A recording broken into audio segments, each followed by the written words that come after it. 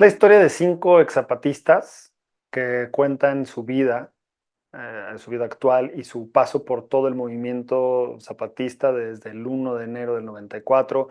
Ellos narran a detalle cómo fue que se integran al movimiento, cómo toman las armas, cómo fueron aprendiendo tácticas militares, cómo se enfrentan en uno de los enfrentamientos más duros que se vieron en el mercado de Ocosingo en enero del 94. Y luego quisimos retratar el hoy, cómo es la vida, sobre todo después de las armas, cuál es la trascendencia del movimiento en sus vidas y en la vida de sus hijos. Ahí creían que podían incluso llegar a la capital y cambiar. Sí, es el objetivo. No sabíamos bien qué queríamos contar, necesitábamos comenzar la investigación. Sí sabíamos que queríamos tener algo donde habláramos de la equidad de género, ¿no? Sí queríamos darle esa perspectiva. Entonces, se suma al equipo Fátima Monterrosa, que ella cubrió el movimiento zapatista hace 30 años, ella es chapaneca y trabaja con el equipo de Denise Merker desde hace varios años. Se integra al equipo de investigación y comenzamos a viajar a Chiapas, comenzamos a buscar, obviamente, pues lo natural que era, ¿no? ¿Qué pasó hoy en Chiapas? ¿Cómo está hoy Chiapas? ¿Dónde están los liderazgos? ¿Trascendió o no trascendió? ¿Qué ha pasado? Y la verdad es que no encontrábamos una historia que contar, ¿no? Después de varios viajes, dijimos, bueno, tal vez estamos buscando en el lado incorrecto. No hay que buscar en los zapatistas, sino hay que buscar en los ex zapatistas. ¿Qué está pasando hoy con ellos, no? Y entonces así Fátima da con el mayor Mario, lo encuentra, le cuenta su historia, nos parece increíble la historia del mayor Mario, ¿no? Porque él es el que lidera los combates en Ocosingo, ¿no? Él es el que estaba junto con Benito liderándolos. Y entonces decimos, esto está poderosísimo, vamos a contar algo sobre los 12 días de combate, solamente los 12 días de combate. Y entonces dijimos, perfecto, eso es una historia que poco se ha narrado, que poco se ha hablado y que podemos utilizar el archivo de N+. Viajamos a Chiapas, empezamos a hablar con ellos, más bien con él, y nos dice, oigan, pues les quiero presentar a Benito, él era mi mano derecha, entonces viajamos a los Altos de Chiapas, y nos presenta a Benito y a Lisa, a su compañera, y vemos que la historia empieza a crecer, no es solamente sobre los 12 días. Benito nos presenta a su hermano, a Luis Miguel, y a su esposa Felicia, y nos damos cuenta que entonces no había que hablar de los 12 días, había que hablar de la vida después de las armas, y que nos daba también para hablar para darle una perspectiva de género, porque la vida después de las armas te muestra de una forma muy natural, muy orgánica, cómo ellos viven, eh, ellas viven empoderadas y cómo las hijas están empoderadas y tienen una equidad con sus parejas increíble, ¿no?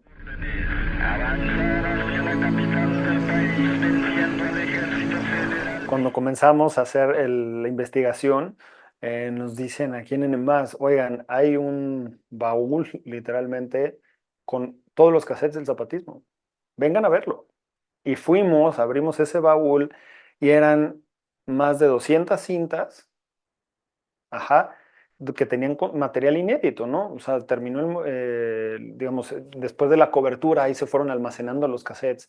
Y entonces nos abrieron ese baúl, empezamos a revisar cassette por cassette.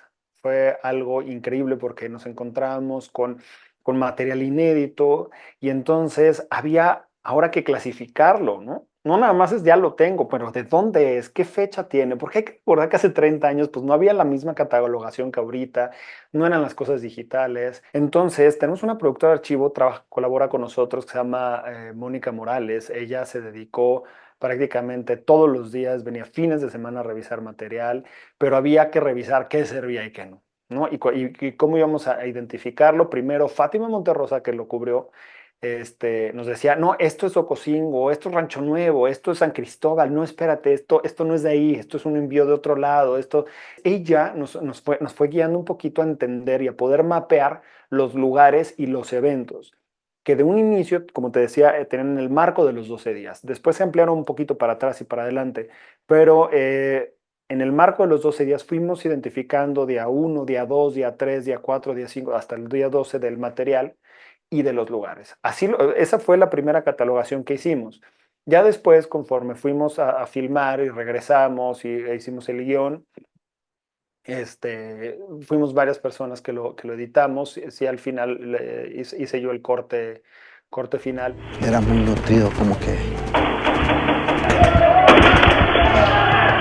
Nosotros tenemos el brazo periodístico con Denise, con parte del equipo, pero nosotros se integra una parte cinematográfica que nos mete al método, justamente para decir, a ver, esto no es un trabajo que necesariamente tiene que tener, como tú dices, la objetividad. Ok, sí va a ser objetivo, va a ser real, va a ser auténtico y va a ser honesto, pero hay que darle un punto de vista, ¿no? Que creo que es a lo que te referías.